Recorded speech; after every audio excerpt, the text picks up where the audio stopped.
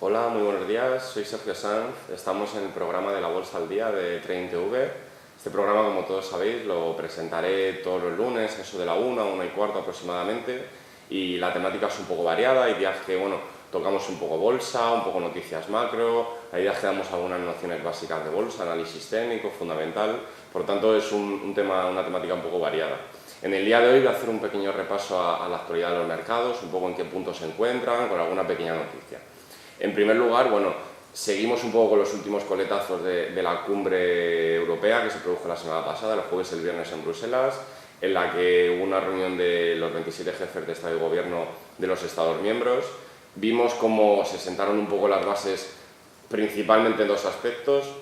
Uno fue el famoso rescate bancario, que en primer lugar estaba planificado que este rescate se hiciese a través de los estados y que el dinero pasase de los estados posteriormente a las entidades bancarias, avalando por lo tanto los gobiernos. Parece que se acordó la semana pasada que esta ayuda fuese directa, por lo tanto los gobiernos no tendrían que avalar, sería a través de los mecanismos de gestión europea y los mecanismos de gestión española, por lo tanto una buena situación también para el gobierno español.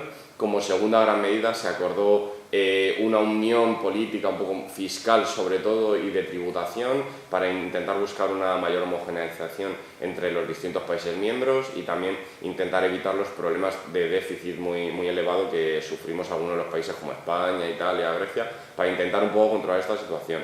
A cambio de estas medidas, los Estados miembros, sobre todo España, los países que estamos ahí en mayores dificultades, se llegó un poco a un acuerdo de que íbamos un poco a seguir las directrices por parte de la Unión Europea. Directrices, sobre todo ahora mismo parece que están enfocadas en España en dos principales puntos: la subida del IVA y retrasar la edad de jubilación aquí en nuestro país. Por lo tanto, una serie de medidas un poco bastante impopulares.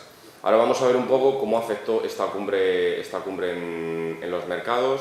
Pudimos ver cómo estas nuevas medidas permitieron tranquilizar un poco los mercados, sobre todo aquellos en los que donde estaba azotando un poquito más los especuladores, tanto a finales de la semana pasada, ahora lo veremos un poco en gráficos. La semana pasada pudimos ver un ligero repunte en los índices europeos, también los estadounidenses marcaron buenos datos también al final de semana, por lo tanto vimos que pudimos calmar un poco esta tendencia bajista tan importante en los índices europeos, sobre todo en el índice español, y también rebajar un poco la prima de riesgo, que había tocado ya valores muy preocupantes. Por lo tanto, pudimos ver cómo pudimos calmar un poco esta situación. Si nos fijamos un poco también en el día de hoy, ahora mismo el IBEX está en positivo, después de que ha empezado un poco con vaivenes, positivo, negativo, ahora mismo está marcando un 0,35% de ganancias, marcando 6.127 puntos. El DAX 30 también alemán marcando positivos un 1,16%, el FTSE inglés un 0,72% de beneficios, el PSI un 1,60% de beneficios, el Eurostoxx 50 1,11% en verde también. Por lo tanto podemos ver cómo la tendencia de finales de la semana pasada se está continuando. Por lo tanto, una buena idea para los alcistas, para la gente que tiene posiciones alcistas. Igualmente, vamos a fijarnos un poquito más en el IBEX, que ahora mismo, como he dicho, estaba ahora mismo marcando un 0,37% de beneficio, con una subida de unos 26 puntos aproximadamente. Las empresas ahora mismo que están protagonizando subidas más importantes son Gamesa con un 4,33%, SACIR un 3,50%, CaixaBank un 2% aproximadamente. Por lo tanto, podemos ver como la mayoría de las grandes empresas ahora mismo del IBEX prácticamente están en positivo. Como no, ahora mismo Bankia sigue en negativo, 1,52%, Iberdrola 1,77%, Popular 1,07% también en rojo.